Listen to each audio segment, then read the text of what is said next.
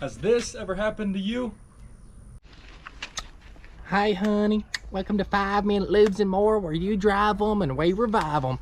Now what can we do for you today? Yeah, I think I'll go ahead and do a full synthetic oil change today. Yeah honey, we can go ahead and do that for you today. I'm gonna go get the engine air filter to show it to you.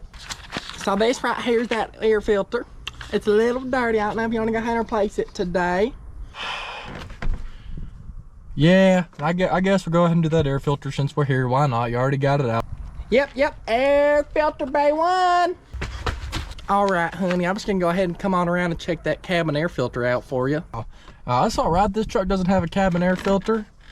Oh my God! So this gonna be that cabin air filter for you. As you can see, it's a little bit dirty. You're gonna replace that today. It'll be all right. Just go ahead and put it back. This truck doesn't even have a cabin air filter. All right, just gonna let me go and put it back. All right, so your total for that synthetic oil change and the air filter is gonna be $844.63.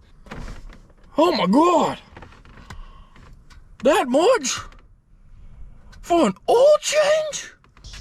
What's going on, y'all? If that's ever happened to you, then you've come to the right place. Today I'm going to show you how to change your oil like a pro. So some of the tools we're going to need to do an oil change is going to be a torque wrench. You don't need a torque wrench to change your oil. Just if you've never done it before, it's a good tool to utilize. Just if you're not sure on that torque spec, that way you don't have to take any chances. We're going to be using a ratchet or a breaker bar of some sort. We're going to be using our socket for the vehicle. We're going to go ahead and use an oil filter wrench. This just makes it easier to take off and tighten the oil filter. Normally you don't need this to tighten it, but sometimes it's just in a tight spot. You're going to go ahead and get you some rags or paper towels as well. Get you some gloves too if you don't like getting dirty. We're going to go ahead and grab a funnel for adding our oil. We're going to have our oil filter, our oil for the vehicle. I go ahead and run Shell Rotella just about everything because it's a good oil. And while we're at it, we're going to also go ahead and replace our air filter and our cabin air filter as well today. So being that this vehicle doesn't have very good ground clearance, we're going to go ahead and drive her up on some ramps to give us a little bit more room to crawl up underneath. Let's go ahead and do that now.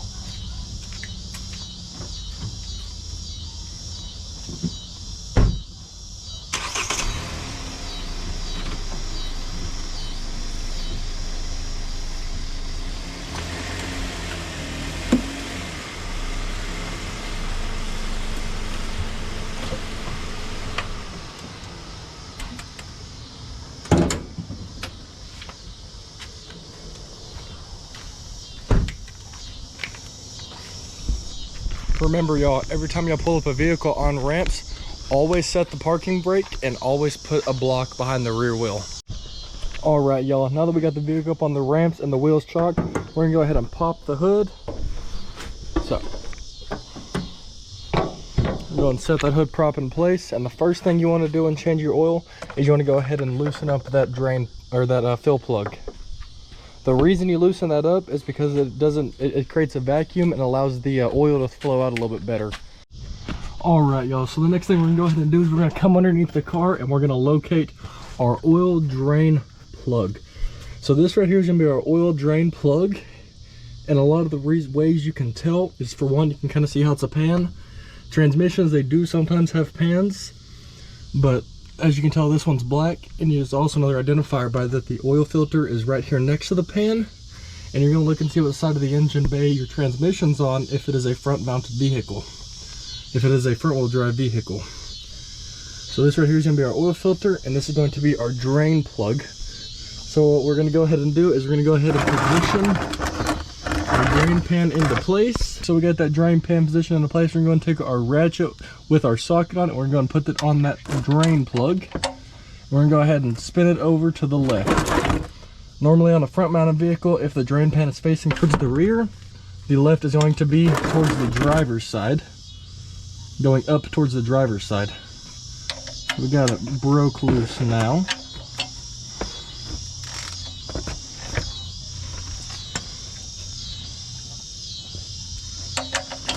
That is very hot. It is also better to change your oil on a hot motor. A lot of the reason being, it allows the oil to flow out better. The oil has a higher viscosity, when it is hot. You just want to be careful though.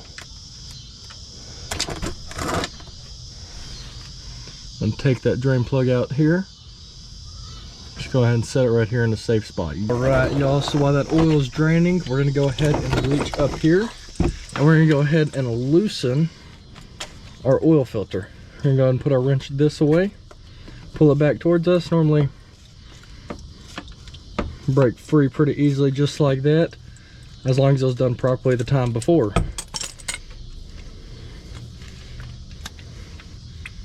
Go ahead and just crack this, and we can let all that oil drain out of there.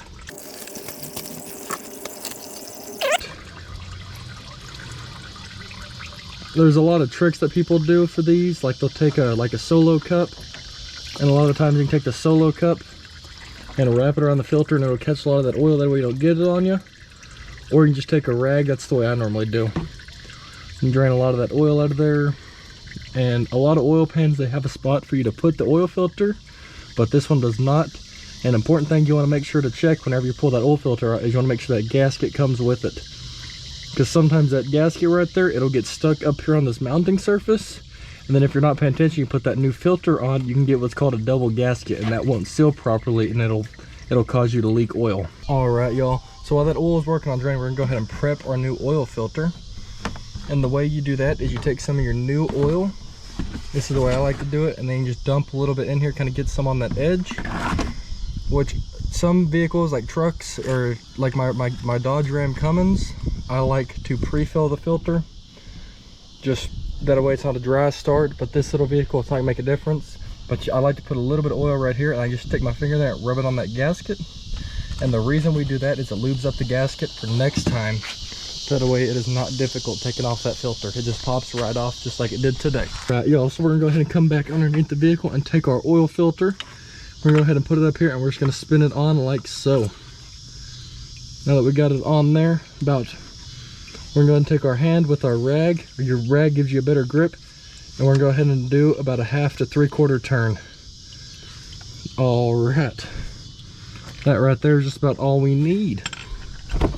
So if we come back over here to the drain plug, you're going to notice that all the oil has pretty much stopped dripping out. So we're going to go ahead and take that plug, and we're going to double check our washer on there. If your washer is bad, you need to go ahead and swap it out. But our washer here looks a-okay. So we're going to go ahead and put our drain plug back in. All right, y'all. So we're going to go ahead and take our torque wrench. We're going to go ahead and put it right up here on the drain plug. We're going to tighten it. And a torque wrench, it'll give you a click whenever it is tight to torque spec. So you want to search up your vehicle's torque spec just to make sure you're right. This vehicle right here is going to be 30 foot-pounds. See, did y'all hear that click right there? That click, that means it is torqued to spec. Now that we have gotten our new oil filter on and our drain plug back in, we're gonna go ahead and add our oil. So this car is a 2016 Kia Forte, and this car takes 4.5 quarts of oil. So I don't know if y'all know, but since I use diesel oil normally comes in a 5 or a 4-quart jug compared to regular automotive oil. Regular automotive oil normally comes in 5 quarts, but you got to pay attention. See this right here? 1 gallon is 4 quarts. Go ahead and add our oil into here.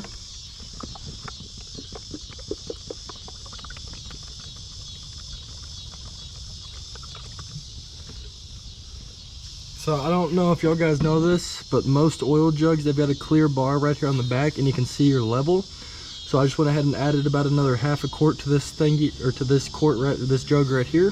So we're gonna go ahead and add that 1/2 quart into our vehicle.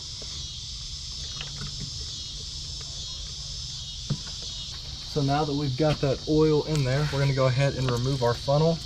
And the best way to do that is let most of your oil drain out. And then I like to go ahead and take a rag and put it right here next to it and just pull the funnel off real quick. And while we're here, we're gonna go ahead and make sure we reapply our oil fill cap. That way we don't have to worry about it, and that way we make sure we don't lose it. All right, you guys, next thing we're gonna do, we're gonna go ahead and switch on over to the air filter. So this right here is where your air filter is located. We're gonna go ahead and pop those 2 little clips off, and this bad boy just pops right out of there. and the air filter comes out quick as that. Y'all could tell that air filter is pretty dirty. We haven't changed it in about 20,000 miles, so we're gonna go ahead and pop a new one in there.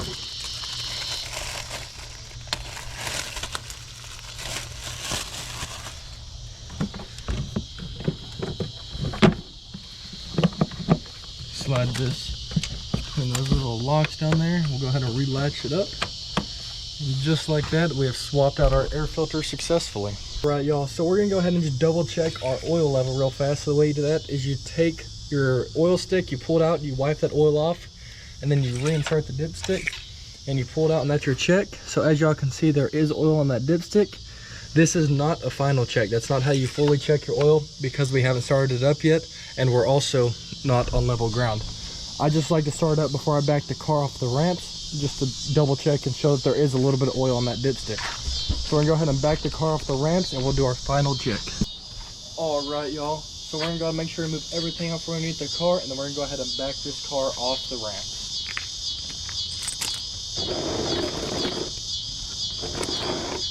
A lot of the reason you want to make sure you remove everything first is because your car going down, sometimes you can catch something, and it would not be a good day if you back up off that ramp and you catch your drain pan and then oil goes everywhere.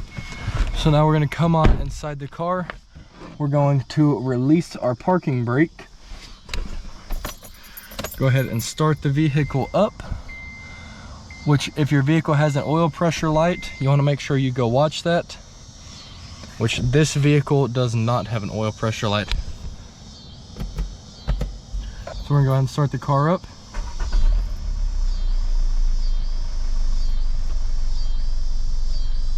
And now we're gonna go ahead and slowly back it off the ramps.